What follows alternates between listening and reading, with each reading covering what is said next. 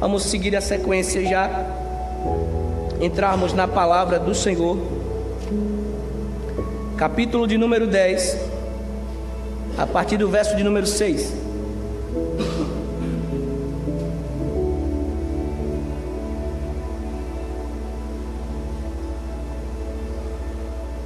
Primeira Coríntios capítulo 10,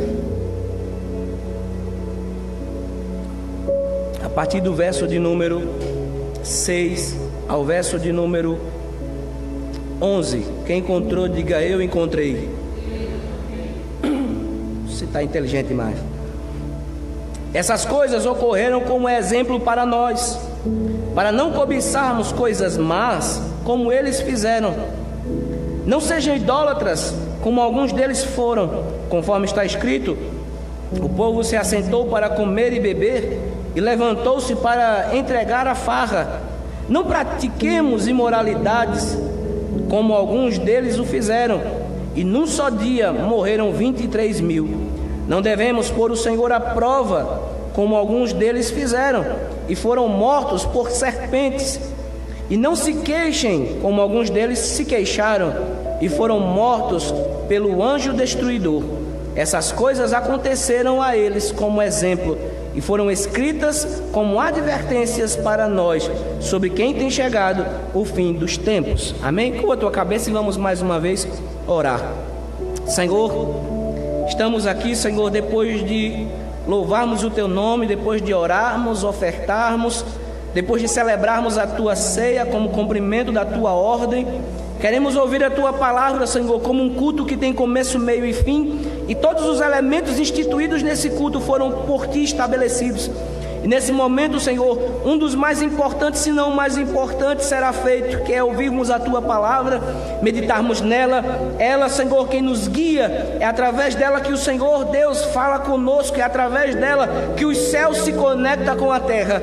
Por isso, Senhor, reconhecemos o quão necessitados somos de ouvirmos a Tua palavra. Basta uma palavra, Senhor, sair da Tua boca e entrar nos nossos corações para mudar e transformar a nossa existência. Por isso, Senhor, fala conosco, não que nós queremos ouvir, Senhor, mas tens liberdade para falar o que quiseres conosco, e nós como servos queremos Te ouvir. Por isso, Senhor, prepara nesse momento cada mente, Senhor, aquele que acha que não consegue entender, que o Senhor ilumine através do Teu Espírito todas as mentes aqui presentes, e aquele que nos acompanham através das redes sociais, para que entendam as maravilhas da Tua lei, e aprendendo, entendendo, possamos praticar para a glória do Teu nome. Em nome de Jesus é o que nós Te pedimos nesse momento, em nome de Jesus, amém. Senta, queridos, nesse momento, deixa a sua Bíblia aberta.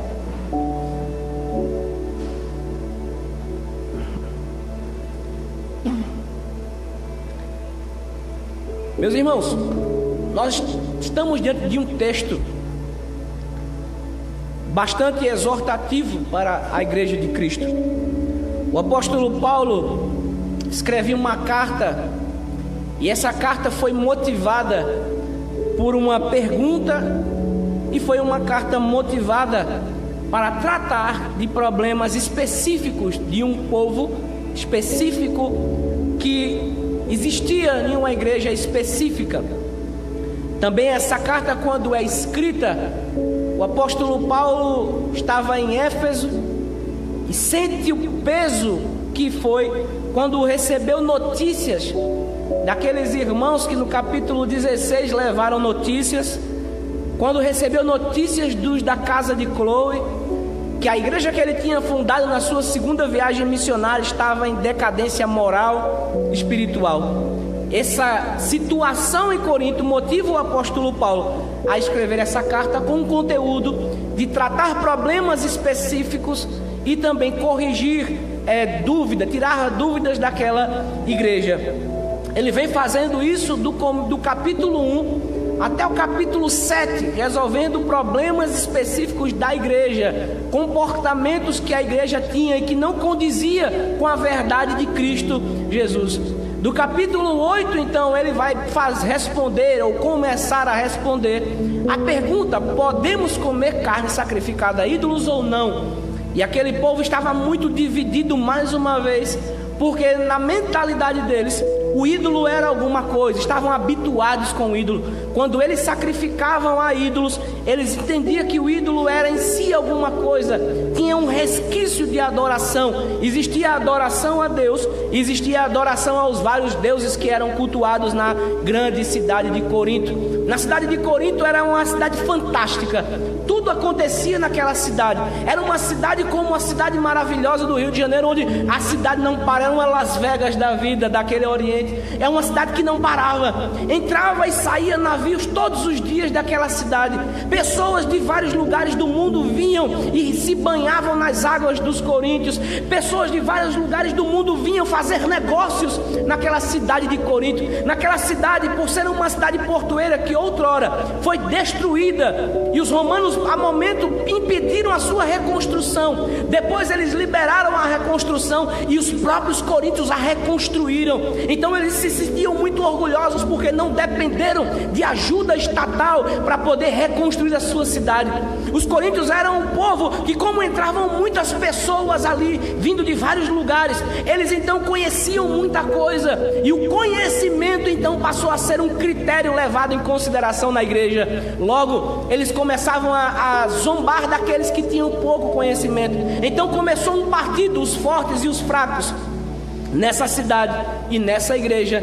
Então o apóstolo Paulo decide mandar a carta para corrigir os desvios morais e tirar as dúvidas que eles queriam saber do apóstolo Paulo. A dúvida do capítulo 8 era: eu posso ou eu não posso?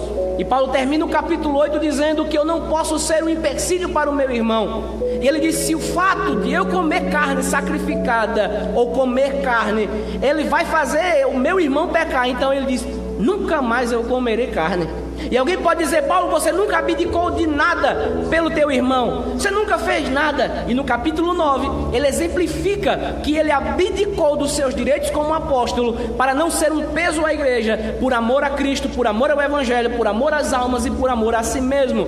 No capítulo 10 então ele inicia o capítulo mostrando o exemplo negativo. Ele mostrou no capítulo 9 o exemplo positivo e vai mostrar no capítulo 10 o exemplo negativo.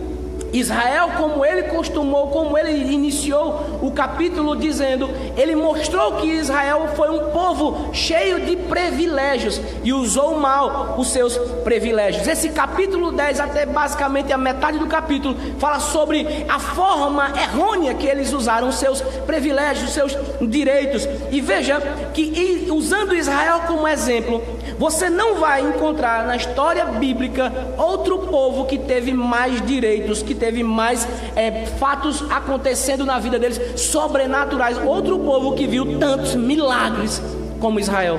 Procure em qualquer outra geração outro povo, e olha que existiram 3 gerações que viram muitos milagres: a geração de Eliseu, a geração pós-Cristo, como os apóstolos, com Cristo e com os apóstolos.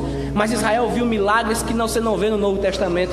Israel viu milagres extraordinários. Eles viram tantos milagres, mas mesmo assim, a Bíblia diz no capítulo 10, no verso 5, que Deus não se agradou da maioria deles. Para aqueles que buscam sempre, estão em busca de milagres, o milagre não testifica caráter, o seu testifica o de Cristo. Ele mostra que Cristo é bom mesmo quando somos maus. Mas o milagre em si não é característica de um homem de Deus, não mostra que a pessoa é ou não homem de Deus. É tanto que o demônio, o diabo, o anjo de luz pode fazer os seus milagres. E nós vemos, e só basta ligar a TV que você vai ver supostos pseudos milagres feitos por pessoas e feitos por pessoas descompromissadas com Cristo. Ou seja, Israel viu milagres, começou vendo milagres, maravilhas, ao mar se abriu, à noite eles estavam protegidos pela coluna de fogo, durante o dia eles estavam debaixo da nuvem, mas mesmo assim Deus não se agradou deles. Então o que é que eu posso fazer? Paulo então vai continuar mostrando que esse povo pecou e usou os seus direitos, os seus privilégios negativamente. E ele cataloga nesse parágrafo 5 pecados que Israel cometeu e que servem-nos de advertência para não fazermos isso. Tendo isso em mente, veja o verso de número 6. Essas coisas ocorreram como exemplos para nós, para que não cobicemos coisas más como eles cobiçaram como eles fizeram. Paulo vai catalogar o primeiro pecado que Israel cobiçou quando estava saindo do Egito até entrar em Canaã. E ele usa um exemplo negativo daquele povo para mostrar para a igreja de Corinto que todo o exemplo negativo serve-nos de alerta. É intrigante que há pessoas que caem quando verem outras cair porque não prestam atenção. Eu tive um professor chamado Pedro Pereira, professor de Antigo Testamento, que ele dizia: eu aprendo até com o diabo. E várias vezes ele disse isso nesse período de estudos. E alguém, uma irmã, uma amiga nossa, na época disse: pastor, eu não aprendo com o diabo, não tem nada que o diabo possa me ensinar. Ele disse: tem. Você pode olhar para como ele caiu e você não cair como ele caiu. Da mesma forma, o que aconteceu com o diabo? Se orgulhou, teve muito orgulho, quis subir acima de Deus. Eu não posso fazer a mesma coisa porque o tombo será grande. Logo, nós aprendemos com a Bíblia, aprendemos com os erros uns dos outros. E quando eu vejo uma pessoa sendo tropeçar ou cair em um buraco, eu só vou pelo mesmo caminho se eu também quiser cair naquele mesmo buraco. Paulo, quando invoca nesse parágrafo, ele quer mostrar o exemplo negativo de Israel para que a igreja de Corinto não faça a mesma coisa. Hoje nós temos a oportunidade de ver onde eles erraram e não cometer os mesmos erros. Por isso no verso 6 ele diz: essas coisas ocorreram como exemplos para nós, para que não cobicemos coisas más como eles cobiçaram, como eles fizeram. Sabe qual foi o primeiro pecado que eles fizeram aqui? Eles cobiçaram. A cobiça vem de um desejo desenfreado.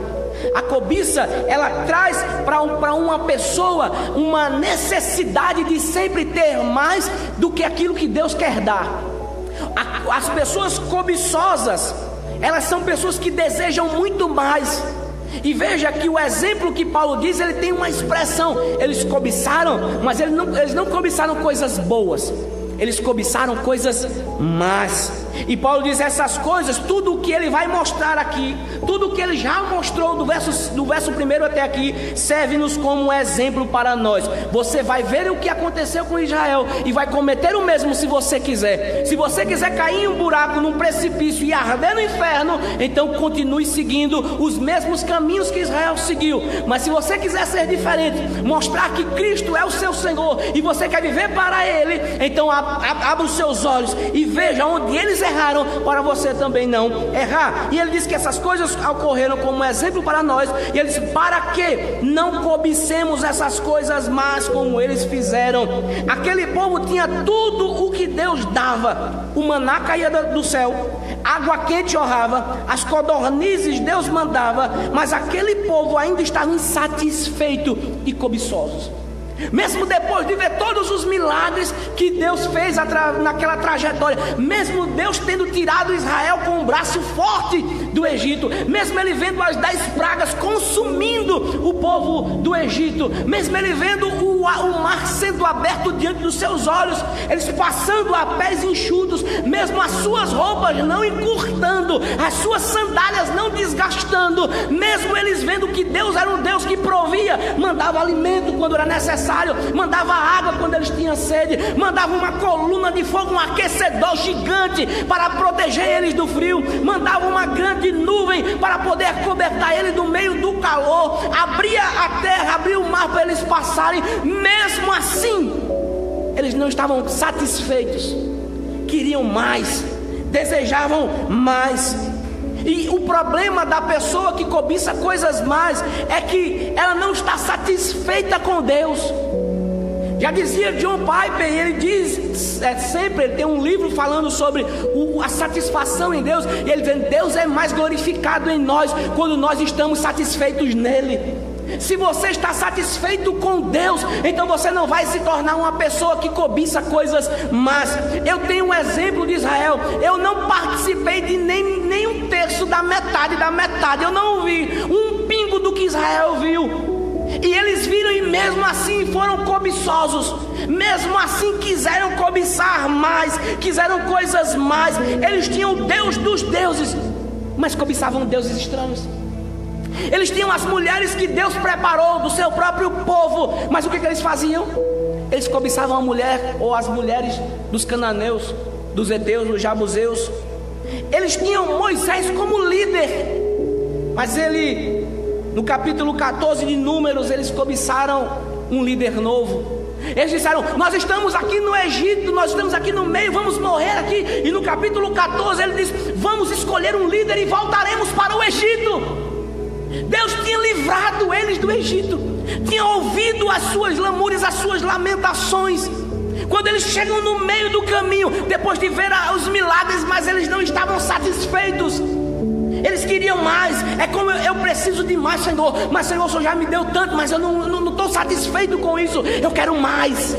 E vai cobiçar coisas que não nos convém. E é intrínseco que quando eles decidem escolher um homem para voltar, para liderar, eles estavam rejeitando Moisés e querendo voltar para as práticas más. Eles queriam voltar para o Egito, para lá no Egito voltar a ser escravo. Sabe o que eu, como homem, uma mulher de Deus liberto, não posso querer? Voltar às práticas do velho homem. Nós temos oportunidades hoje de sermos gratos, de agradecermos ao Senhor, de louvarmos o seu santo nome, de continuar na caminhada para Canaã. Mas se você parar e olhar para trás e querer voltar para o Egito, você vai querer voltar a ser escravo quando você já é liberto. E o próprio Jesus, ele disse que se verdadeiramente o Filho do Homem te libertar, verdadeiramente sereis livres. Aquele que está livre não quer voltar para ser escravo. Aquele que foi liberto por Cristo não quer se acostumar a comer pepinos e legumes do Egito. Ele não está satisfeito com isso. Aqueles que foram libertos não estão pulando carnaval. Ainda que diz que tem um carnaval gospel, tem um carnaval gospel, tem um São João gospel, daqui a pouco toma o teu inferno gospel. Quem está satisfeito em Cristo não cobiça coisas más, cobiça coisas boas. Sabe qual é o nosso desejo, a nossa cobiça? Querer nos aproximar de Deus. Sabe o que nos encanta? Queremos conhecer mais de Deus. O que nos alegra, estarmos na presença de Deus. O que nos motiva é sabermos que Jesus deu a vida para salvar a sua igreja, e nós, como participantes dela, estamos aqui para ser gratos. Eu quero desejar coisas boas e quero cobiçar coisas melhores em Cristo, não coisas más como eles fizeram. Segundo o pecado que Israel cometeu, verso de número 7. Não sejam idólatras, como alguns deles foram, conforme está escrito: o povo se assentou para comer e beber, e levantou-se para se entregar à farra. A idolatria fez parte do pecado de Israel. Mesmo sendo o povo escolhido por Deus, foi o povo que, vez ou outra, mais vezes do que eu gostaria de dizer, caiu em pecado de idolatria.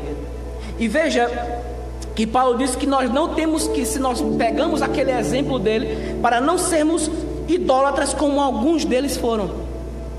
Em vários e vários momentos, Deus chamou Israel, livrou, deu todas as ferramentas para Israel chegar na Canaã celestial e na Canaã terrena. Mostrou que ele era o Deus. Mostrou que sobre todos os deuses que eram adorados no Egito, o Eu Sou foi o único que derrotou de uma vez por todas todo aquele panteão do Egito. Israel viu isso. Quando Moisés pergunta: Senhor, como é que eu vou? Eu vou falar o quê? Deus disse: vá e diga que o Eu Sou lhe enviou.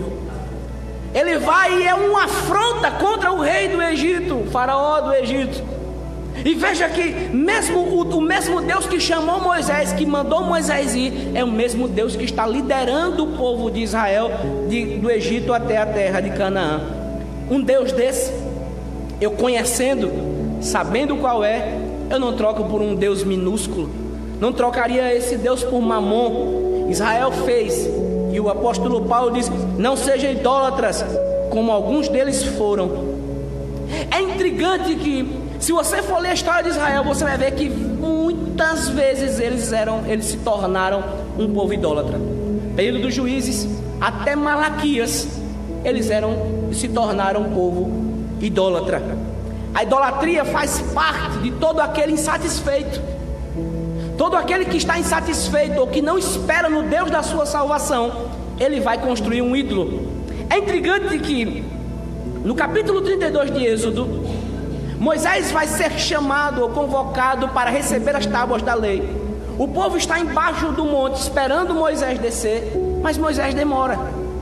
Israel estava ali no meio do deserto, esperando Moisés descer com a lei, com aquilo que iria nortear eles naquele período e até os dias de hoje.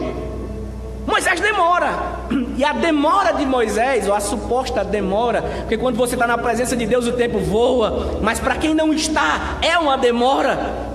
O povo ficou embaixo e olhou para Arão, irmão de Moisés, líder como Moisés, não nas mesmas qualificações, mas liderava Israel como Moisés, igual a Moisés e junto com Moisés. O povo no capítulo 32 chegou para Arão e disse: Arão, Moisés está demorando, não sabemos o que é feito dele, dá-nos um Deus, faça um Deus para que nós possamos nos curvar e adorá-lo. O que é que Arão deveria ter feito? Toma vergonha nessa tua cara, irmão.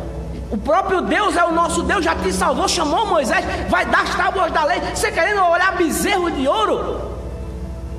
Arão cai na besteira e disse: que os brincos? 3 milhões de pessoas, dava para fazer um grande bezerro, né? Os brincos, os colares, tudo que fosse de ouro, entregue a um levita, um sacerdote. Eles pegaram, fundiram, derreteram aquele ouro, fizeram então um grande bezerro de ouro, banharam aquele bezerro de madeira com ouro e disse: tome, está aí o seu ídolo, o seu Deus. E eles se alegraram e louvaram a um bezerro de ouro. Quando Moisés estava no monte, diante da face de Deus, esperando as tábuas da lei, no próprio monte, no pé do monte, Israel estava adorando a um bezerro de ouro. Irmãos, a idolatria, você pensa: eu nunca vou pecar dessa forma, eu sou santo. Aí você pergunta: quantos ídolos nós não temos? Ou nós fabricamos? Calvino dizia que o coração do homem é uma fábrica de ídolos. Quantos ídolos nós não temos? Seja ele bebida, seja cigarro, seja uma vida, seja família, seja filhos. Há pessoas que fazem dos seus filhos um grande ídolo e não pode abrir mão deles por amor a Cristo. O oposto do que Abraão fez. Quando Abraão foi solicitado: dá-me o teu filho, tome. Porque nós sabemos que em última instância é Deus, é Senhor dos nossos filhos, é Pai dos nossos filhos. Então se o Senhor me pede, eu dou, porque é dele, não é meu. Veja, quando você usa a família como ídolo, ela fica ali. E como é que eu posso fazer isso? Quando eu troco as coisas de Deus por isso. Qualquer que seja aquilo que eu colocar no centro da minha vontade, quando eu não estou colocando Cristo como o centro da minha vontade, estou colocando um ídolo ali. Tem um ídolo ali. Se eu não consigo abrir mão de nada por amor a Cristo, o que é que me identifica com Ele? Jesus disse: aqueles que não abrirem mão de pai e mãe por amor de mim, não é digno de mim. Mas se eu não abro, o Senhor, não abro mão da minha mãe, não abro mão do meu pai por amor ao Senhor. Eu criei um ídolo no meu coração. Meu coração se tornou uma fábrica de ídolos, como Calvino dizia, e agora se tornou um ídolo. Nós às vezes não fazemos um bezerro de ouro e ficamos ao redor dele, adorando ele. Mas durante o mês, durante a semana, durante os dias, criamos ídolos no nosso coração. E você percebe quando as coisas acontecem e te impede de servir ao Senhor, seja em casa, seja no trabalho, tem um ídolo ali. O alerta é: não sejam idólatras como Israel foi. Eu não posso colocar nada em cima da vontade de Deus, porque senão aquilo se torna o meu ídolo. Há pessoas que são norteadas e guiadas pelo amor concupiscioso, com um amor desenfreado ao dinheiro. Aquilo se torna um ídolo ao ponto de abrir mão de famílias, ao ponto de abrir mão de companheirismo, de amizades, porque tem um ídolo no seu coração. O sucesso, eu quero tanto ser uma pessoa famosa, uma pessoa de sucesso. Aquilo se torna um ídolo no meu coração, e a minha busca desenfreada é para alcançar aquilo. Pare direitinho e veja se não tem um ídolo no seu coração. Analise e diga: pastor, não tem um ídolo no meu coração. Louvado seja Deus, o meu maior ídolo é o Senhor, eu sigo a Ele, amém. Louvado seja o Senhor. Mas se tiver cuidado, essas coisas que aconteceram em Israel servem para nosso exemplo hoje. Eu tenho que remover os ídolos do meu coração, tenho que remover a minha autoconfiança, remover tudo aquilo que me impede de servir ao Senhor com alegria, porque Ele é o meu foco. Ou então eu crio um ídolo no meu coração. Não faça como Israel fez. Não façamos como eles fizeram.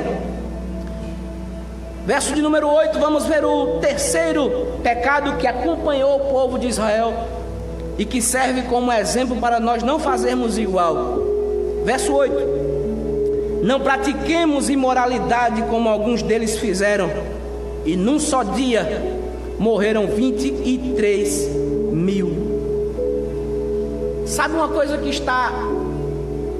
tem uma linha tênue entre a cobiça, desejo desenfreado e a imoralidade sexual.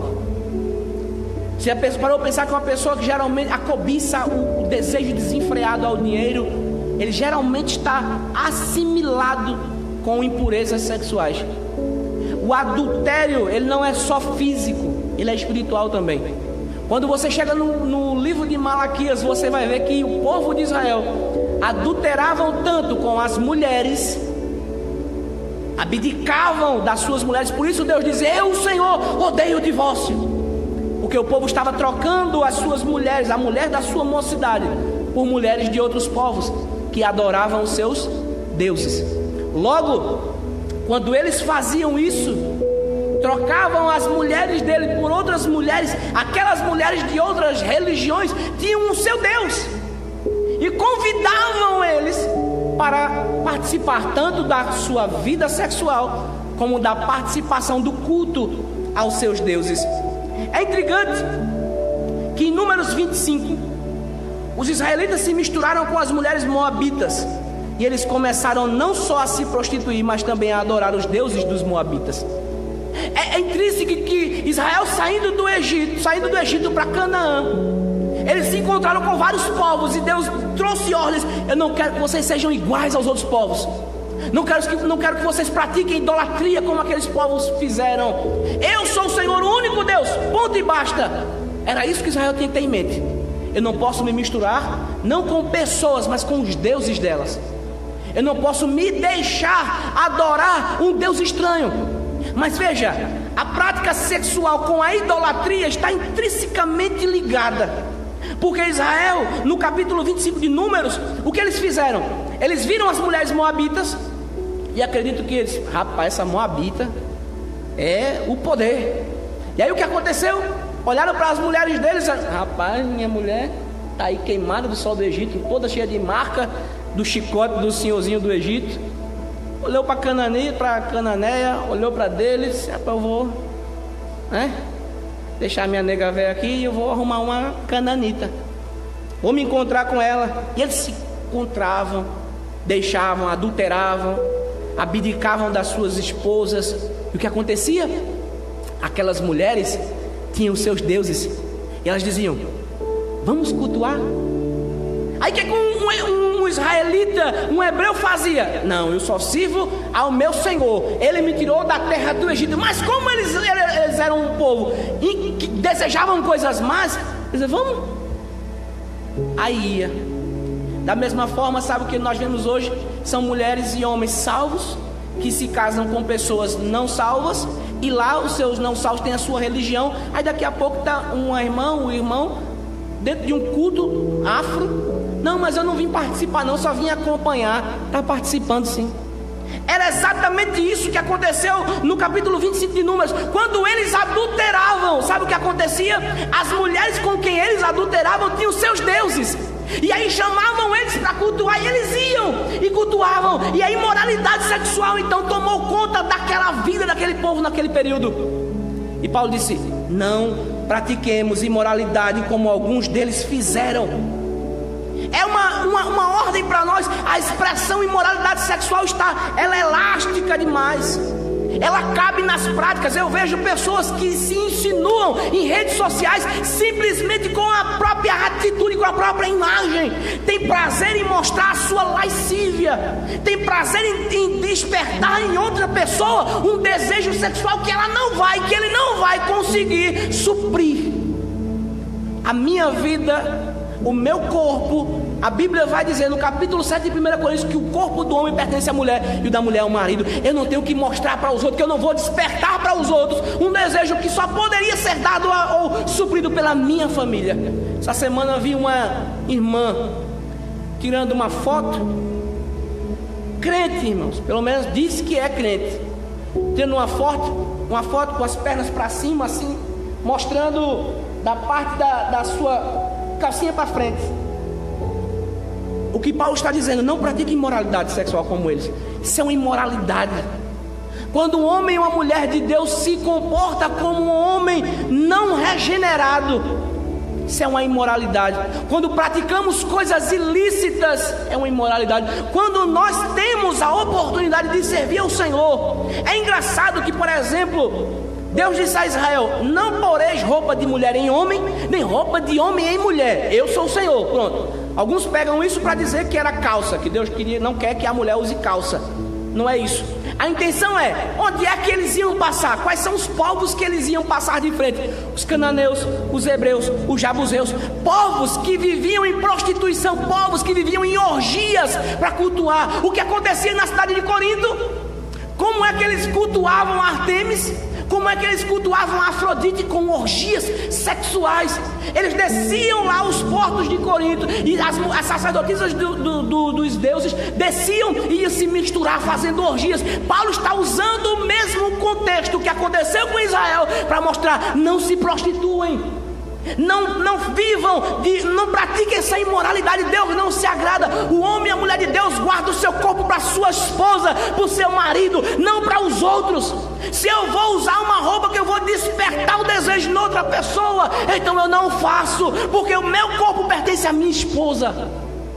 Israel se misturava, a idolatria e a imoralidade sexual estava tão acirrada que sempre que eles podiam, trocavam as suas mulheres por mulheres cananeias, ou mulheres moabitas, ou mulheres de outros povos. E Paulo diz: num só dia morreram 23 mil. Num só dia, nesse capítulo 25, quando o povo viu, percebeu, e Deus chama Moisés e manda chamar os líderes, e diz aos líderes que era para extirpar aquele pecado do meio do templo, no meio do assentamento. Sabe o que é que o povo faz? Os líderes pegam e dizem: nós temos que matar os das nossas próprias famílias. Você vai estar disposto? Estou disposto. Aí vem um israelita, vacilão, e entrou na tenda dele com a mulher cananita. Sabe o que aconteceu?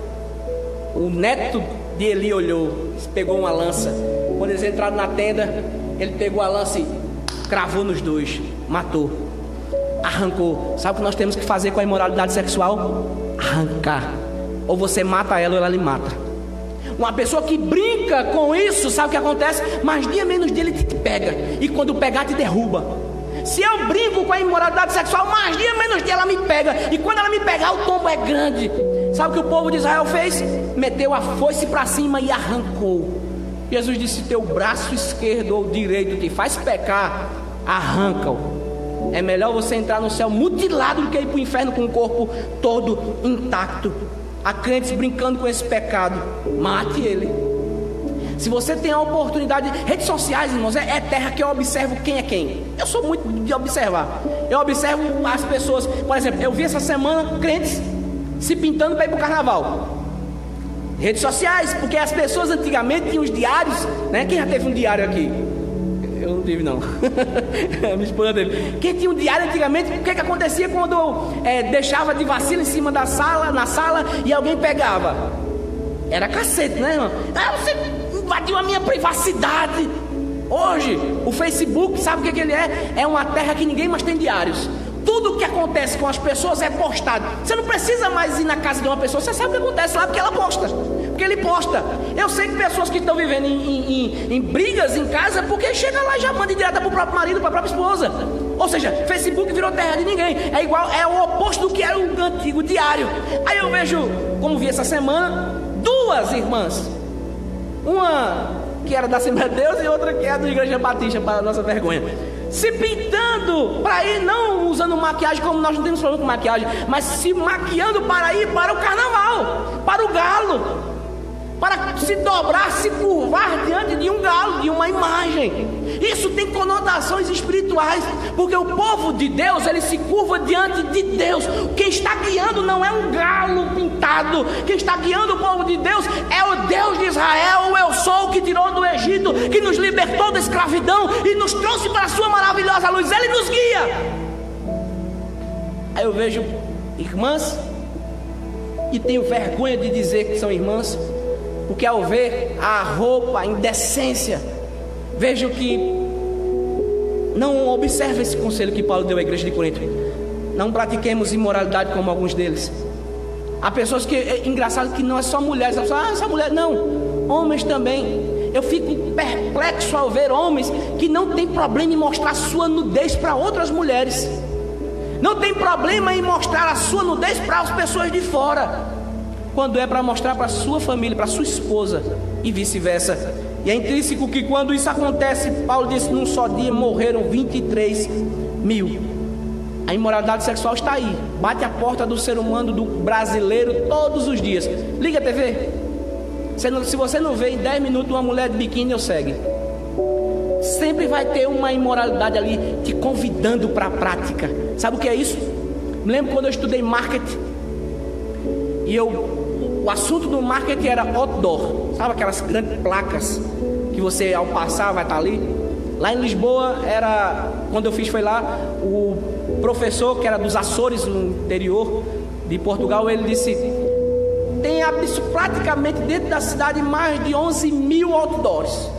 E quando você passa numa via, você fica vendo informações. Aí um dia você decide comprar uma bicicleta, e você do nada, eu vou naquela loja. O que te fez ir querer comprar naquela loja? Eles, outdoor. Sabe, a imoralidade sexual no Brasil, ela é tão grande que uma mãe amamentar um filho é contra a lei, mas uma mulher seminua em cima de um palco é lícito. Aí o que acontece? Você abre uma TV, um canal aberto, e você vê um desfile de escola de samba, as mulheres nuas. É um convite. Aí o homem de Deus está lá, sentado, eu aqui, louvar o Senhor assistindo a mulher nua, tá lindo. Aí o que acontece? Mergulha. Aí ele está vendo a mulher lá, aquela mulher anabolizada, muito bonita, olha para dele, eita.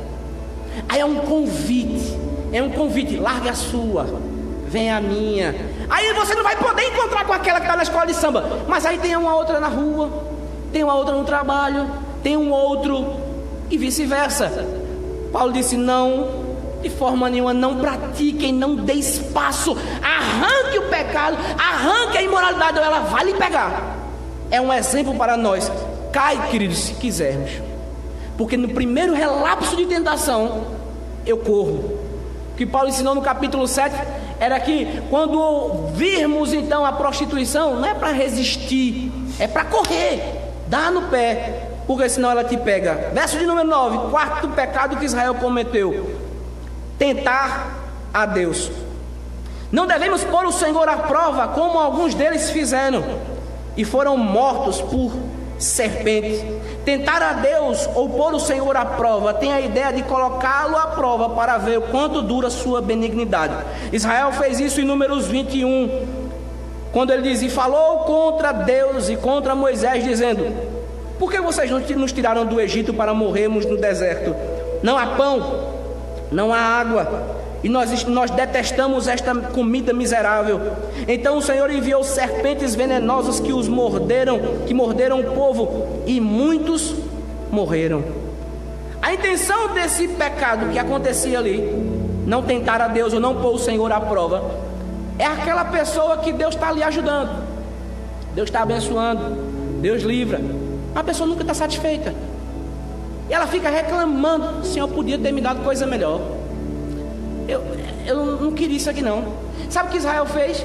Deus tirou, eles disseram, não tem pão. Tinha pão, irmão? Tinha pão em Israel? Deus mandou pão ou não mandou? Mandou, foi no domingo passado, mandou. Tinha água? Tinha água. Tinha proteção? Tinha. Mas quando chegou nesse capítulo 21 de Números, eles disseram, o Senhor não trouxe aqui? Aí eles começaram a questionar Deus e a Moisés.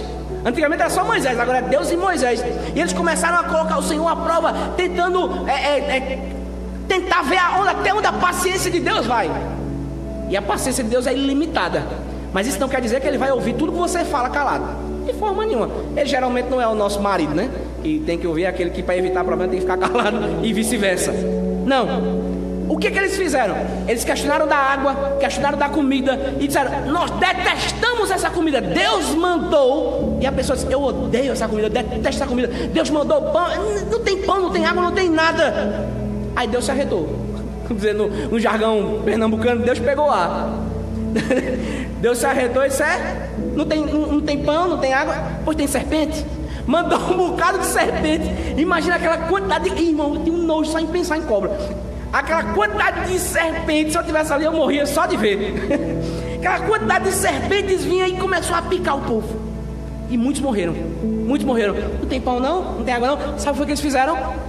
Correram para o pé de Moisés e disse: Moisés, nós pecamos contra Deus. Moisés, faz alguma coisa, Moisés. E naquele momento Deus olhou e disse: eu vou mais uma vez ouvir a lamentação dele, ouvir as súplicas. Você tem um Deus que é tão amoroso, tão misericordioso, que mesmo quando nós pecamos, quando nós somos infiéis, Ele permanece fiel. Ele é um Deus tão maravilhoso, que Israel reclamando da comida, dizendo que não tinha comida, Ele tem comida. Não tem pão, mas tem pão. Não tem água, Deus tinha mandado a água. Mesmo assim não tem comida, Deus tinha mandado a comida vir. Mas eles estavam reclamando, pondo o Senhor à prova, enchendo o saco, dizendo: Senhor, eu não aguento mais isso, Senhor, não sei o que, reclamando do bom que Deus deu.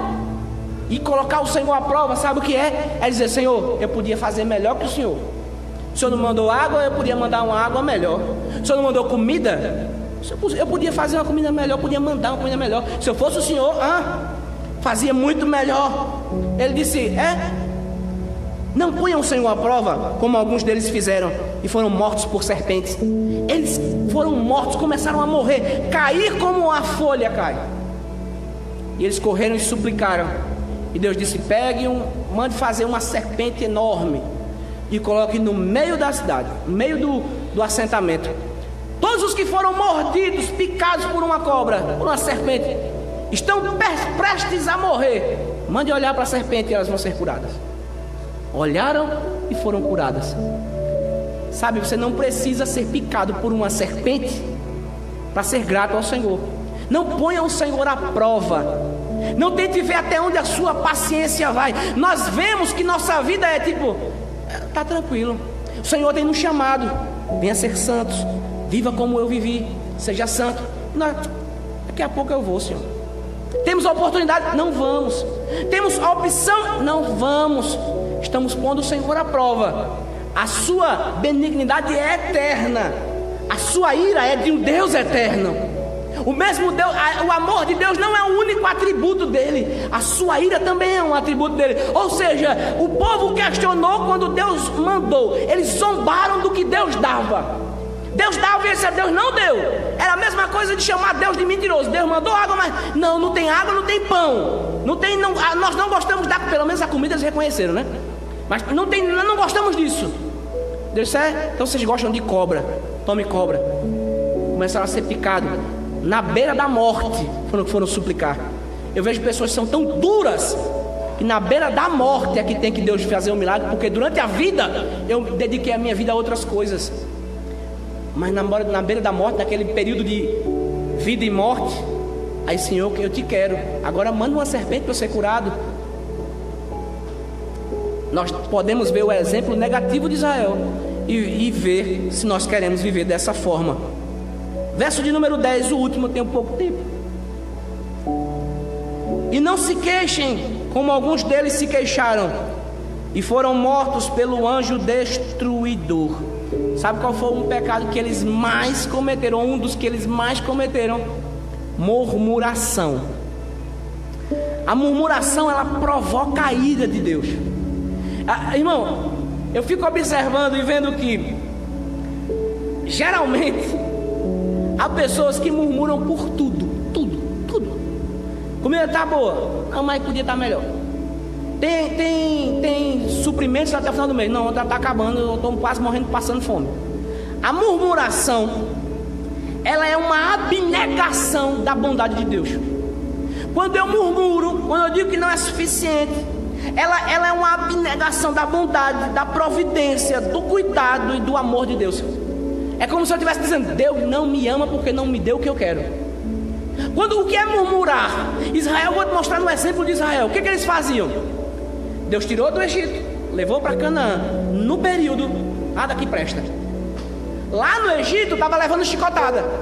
Lá no Egito estava na beira do rio Nilo, fazendo tijolo, todo melado de barro. No meio da trajetória para Canaã, Deus mandou água. Passaram, tomaram até um banho quando passaram, né? Ali no Mar Vermelho. Passaram, tomaram um banho, estavam todos limpinhos. As roupas não encolhiam. Estava tudo bem. Quando chegaram no meio do caminho, começaram a murmurar, a falar contra, a dizer que não prestava, que Deus tirou do Egito para chegar ali no meio do deserto e matar eles, que Moisés liderou eles para a morte. Não tem água, não tem comida, não tem providência, não tem nada. Sabe uma pessoa que nada está bom? Nada está bom. Deus mostrou com toda a sua majestade que Ele era um Deus que provia todas as coisas. Ele era um Jeová Jireh, um Deus de provisão, um Deus que supra a necessidade do seu povo, um Deus que quando Ele tira do Egito, Ele sustenta até o último dia. Se vier cobras, Ele manda fazer uma cobra maior e o povo é liberto. Se tiver sol escaldante, eles não podem se mexer, Ele manda uma nuvem para cobrir. Se tiver um frio eterno, Ele manda uma coluna de fogo. Não tem carne, Ele manda carne. Não tem água, Ele manda bater na rocha e sai água. Não tem nada, o povo pedindo tudo, não tinha nada, Deus manda tudo. Quando chega, não sei o que eu vou fazer, não tem nada. Sabe, é engraçado quando eu vejo, quando geralmente algumas mulheres falam, eu não tenho uma roupa, sabe, guarda-roupa, não tem uma roupa pra mim, né? O que tem mais roupa é roupa de mulher, né? No guarda-roupa, não tem um sapato, parece uma centopeia, né? Meio mundo de sapato, não tem um. Murmura. Sabe o que acontece com a murmuração? Ela traz a ira de Deus, Deus se ira. É como se eu dissesse, Deus não fez nada por mim, enquanto Ele fez. É dizendo, eu sou mal agradecido. A murmuração é ser mal agradecido, é não agradecer a Deus pelo que Ele me deu, mas pelo contrário, dizer, tenho nada, Deus não me deu nada. Olha para aquele irmão, olha para ali o que o homem tem. Olha, Deus deu tanta coisa e eu, para mim, não tem nada. Isso é murmuração. Isso traz a ira de Deus, porque Deus é o Deus que provém tudo para o meu irmão e para mim. Se Deus quis abençoar mais ou dar mais ao meu irmão, eu não tenho nada a ver com isso. O Deus é soberano e Ele dá quem Ele quer segundo a sua medida, como Ele quer, o que Ele quer. E eu não tenho nada a ver com isso. Eu tenho que ser grato pelo que Ele já me deu. Porque se eu ficar observando o que Deus deu a A e não deu a B, eu me torno um murmurador. Eu vou ficar reclamando. Lembra o que aconteceu com Israel por causa da murmuração? 40 dias de linha reta para chegar lá. A reclamação deles, a murmuração deles se tornaram em 40 anos. O povo de Israel foi reprovado e pereceu no deserto por causa desses pecados. A murmuração, então, não faz você chegar mais rápido. Só para você saber o quanto é perigoso a murmuração. Ela não faz você acelerar. Eu vou ficar murmurando aqui, porque quando eu ficar murmurando aqui, o Senhor vai se encher o ouvido de estar ouvindo minha murmuração e vai mandar logo. Não. Pelo contrário, sabe o que Ele vai mandar? Ira. Ele vai ficar irado porque você está dizendo que Ele não fez uma coisa que Ele fez. Ele vai estar irado porque você está dizendo que Ele não é um Deus bom, um Deus que provê todas as coisas, quando Ele é um Deus bom e um Deus que provê todas as coisas, e vai atrasar. Em vez de você chegar mais rápido, você chega, vai demorar, vai chegar. Vai demorar mais. É Israel, podia chegar mais rápido, 40 dias, mas por causa da murmuração, chegou 40 anos. Paulo usa esses 5 pecados do povo de Israel para mostrar para a igreja de Corinto que todos esses pecados que Israel cometia, tinha na igreja de Corinto. Todos esses pecados que Israel cometeu, a igreja de Corinto, anos-luz, mais de 1000 anos depois, estava cometendo igual. Aí você diz, e eu aqui no século 21 não faço nenhum deles. Nenhum deles. Tem certeza?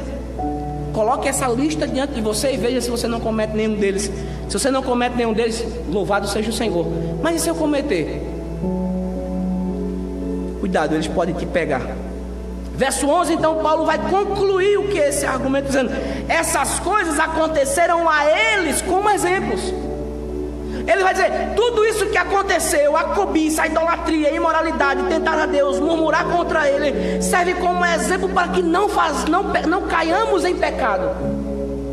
Irmãos, veja como a Bíblia é interessante. Lógico que como a revelação de Deus ela é progressiva, ela foi dada progressivamente. O que acontecia a Israel, acontecia a Israel. Mas, todavia, quando nós olhamos o que aconteceu com eles, é o que Paulo Prato está dizendo, quando nós vemos o que aconteceu com eles, serve-nos de exemplo. Essas coisas, tudo que ele já falou, aconteceram a eles como exemplos e foram escritas a nós como advertência. Para quê? Para nós, sobre quem tem chegado o tempo, o fim dos tempos. É uma advertência. Você está vendo a situação deles? Você está vendo onde eles pecaram? Está vendo como foi que eles caíram? Você quer cair também? É um cego sendo guiado por outro cego. Eu fico intrigado pela quantidade de crentes que são guiados por conselho mundano, quantidade de crentes que vão buscar conselho em cartomante. Eu conheci irmãs que iam para dentro de um culto de orixás para pedir consulta com demônios. Irmãs assembleanas que eu conheci, mãe e filha, dentro de um culto a um orixá ou a outros piores, pedindo conselho, pedindo ajuda. Sabe, é um cego guiando o outro. O crente, ele olha, observa o erro dos outros e não faz. É engraçado que você está vendo uma filinha de pessoas indo para o inferno. Eu quero ir também. Aí vai seguindo. Deus está chamando, larga isso. Olha o mau exemplo. Quantos amigos eu já não tive, que logo até Jesus me chamar, eu continuava no mesmo segmento que eles. Amigos meus que morreram do meu lado. E sabe o que isso fazia comigo? Nada. Eu olhava e aconteceu com ele, não tem que acontecer comigo. Eu via as coisas acontecendo. Amigos presos, vários e vários. Eu observava a conduta deles e sabe o que isso me mudava? Em nada. Só estava esperando a minha vez. Vai chegar a minha vez. Graças a Deus não chegou a minha vez. E o Senhor me resgatou antes. Mas tem amigos e amigos presos até hoje. Amigos que eu conheci, que compartilhei a vida, mortos. Eu posso pegar o exemplo dessas pessoas hoje, ou um mau exemplo, como eles usarão mal a sua liberdade, e dizer, eu não quero fazer isso. Paulo disse, essas coisas aconteceram como exemplos e foram escritas como uma advertência. É uma advertência, sabe quando você tem lá verde, amarelo e vermelho? Quando chega no amarelo, o que acontece?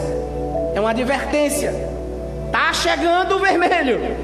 A advertência é, Paulo mostrou todos os pecados, ou alguns pecados, 5 pecados que Israel cometeu.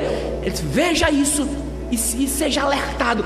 Abre os seus olhos. Sabe quando minha mãe dizia muito para mim, rapaz, tu tá vendo um exemplo dele, tu vai morrer também. Sabe quando a mãe e o pai diz, para com isso, está seguindo uma pessoa que está indo para o caminho errado. É você olhar para os exemplos negativos da pessoa e dizer, eu não quero isso para mim. Eu não quero. A minha família não tem ninguém que terminou a faculdade. Eu quero terminar. Na minha família não tem ninguém que terminou o 2º grau. Eu quero terminar. Na minha família todo mundo foi preso. Eu não quero ser preso. Na minha família todo mundo mata. Eu não quero matar. Na minha família todo mundo está condenado ao inferno. Eu quero ser salvo. E peça ao Senhor, Senhor, salva-me. Faz como Pedro, Senhor, salva-me. Ajuda-me. Eu não quero perecer como aquele povo pereceu. Serve de advertência. Se amanhã você chegar lá fora, pode ter certeza que se Deus permitir que você morra lá fora, se você hoje ouvindo essas advertências, lembre-se, você vai para o inferno, porque você decidiu não ouvir os conselhos do Senhor. Por isso que a Bíblia diz, quando você ouvir a voz do Espírito Santo, não endureça o vosso coração, mas pelo contrário, Senhor, eu preciso. Paulo disse, essas coisas aconteceram a eles como exemplo e foram escritas para nós como uma advertência. É uma advertência para mim. Tu acha que porque sou pastor estou isento disso aqui? Se brincar, a maioria deles comento. Não comento não, mas a maioria está aí. Todos os dias esses pecados estão à nossa porta batendo. Deixa eu entrar. Deixa eu entrar. Não tem mais espaço aqui para vocês. Eu estou cheio do Espírito Santo, repleto com a sua presença. Não tem mais espaço para brincar com o pecado. Paulo disse, essas coisas aconteceram a nós, sobre quem tem chegado o fim dos tempos. Ele não estava acreditando que o último período era ele. Aqui é século, final do século. Mudou de um padrão para o outro. O povo de Israel passou. Agora estava falando para a igreja de Corinto, passou também. Eles não ouviram. E eu? E você? Será que nós vamos dar ouvidos ao que eles fizeram? Será que nós vamos dar ouvidos? Vamos dizer, isso é conversa de mercador. e entra no ouvido e sai pelo outro. Sabe se isso vai acontecer? Se Cristo não lhe quiser salvar, não quiser lhe convencer. Mas se Cristo quiser lhe convencer, tenho certeza que Ele vai bater no seu coração dizendo: eu preciso ser convertido. Vai bater no seu coração dizendo: você precisa ser salvo, você precisa abandonar esse pecado. Mas eu sou salvo, mas eu vivo em prática de pecado. Então você está mentindo. Israel cometeu isso aí e morreram no deserto, ficaram espalhados. Deus não se agradou deles, ficaram espalhados ali. Todos esses pecados que levaram Israel ao fracasso espiritual estavam presentes na igreja de Corinto. O que aconteceu no capítulo 5? Pecado de imoralidade sexual. No capítulo 2, divisão. Você vai ver todos os capítulos até o capítulo 7. O que aconteceu? Eles estavam cometendo os mesmos erros que Israel cometeu. Por isso Paulo escreve a carta e mostra: isso serve de advertência para nós. Quer ouvir? Ouça. Não quer ouvir? Ok. Que Deus seja glorificado nas nossas vidas, seja indo nós para o céu, seja indo nós para o inferno. Vamos nos pôr em pé, queridos. Os fortes de Corinto diziam: eu posso participar tranquilo, eu posso ir para o templo. Presta atenção. Os fortes diziam: eu posso ir para o templo, comer comida sacrificada a ídolos lá, e não vai dar em nada. O ídolo não é nada. Paulo disse: mas lembra que Israel brincou com o pecado e caíram no deserto. Os fortes de Corinto acharam que eles eram imbatíveis, porque tinham conhecimento de causa. Paulo disse: veja só, olha os exemplos negativos, olha como eles usaram a liberdade deles, e vocês vão cometer o mesmo erro, o mesmo fracasso. Eu mesmo sabendo que era um risco viver daquela forma, eu vou querer viver. Não há sabedoria nisso, mas que Deus nos salve, que Deus nos tire todo o pecado, que Ele tem poder para isso. Vamos orar.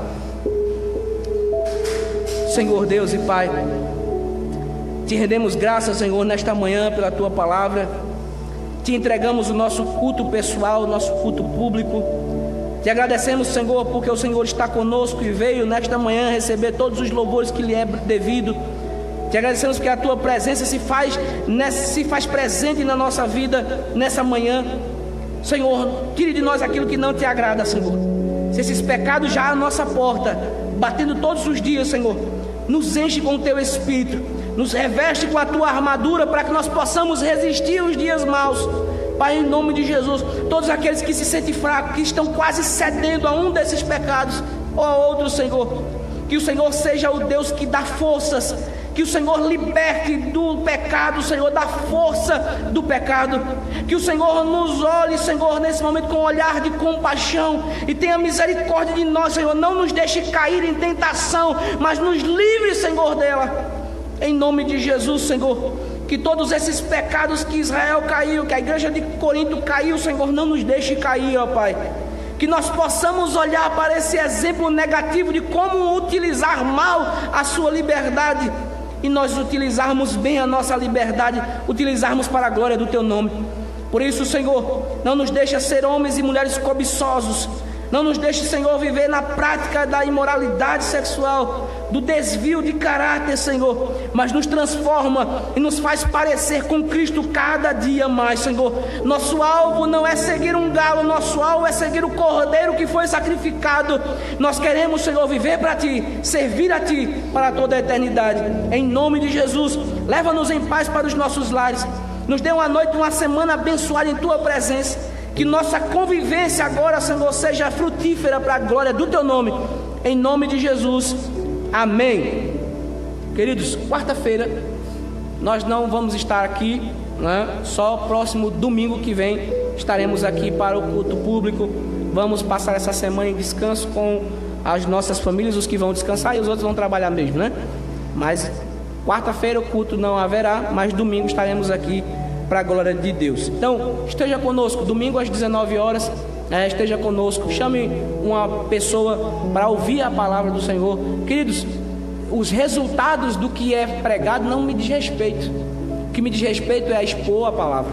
O que o Espírito Santo vai fazer após ou no ato do homem ou da mulher ouvir a sua exposição é particularidade dele. A nossa obrigação é estarmos aqui para louvar o Senhor e que Deus faça o melhor para a glória dele. Amém, queridos? Estenda as tuas mãos para cá. Que a graça do nosso Senhor e Salvador Jesus Cristo, o grande amor de Deus Pai, a comunhão do doce e meigo Espírito Santo, repouse sobre a tua vida, sobre a tua família, desde agora e para todo sempre. A igreja diz: amém. Jesus Cristo, Jesus Cristo, Jesus Cristo, juntos somos, juntos somos, juntos somos. Aplaude ao Senhor, irmãos.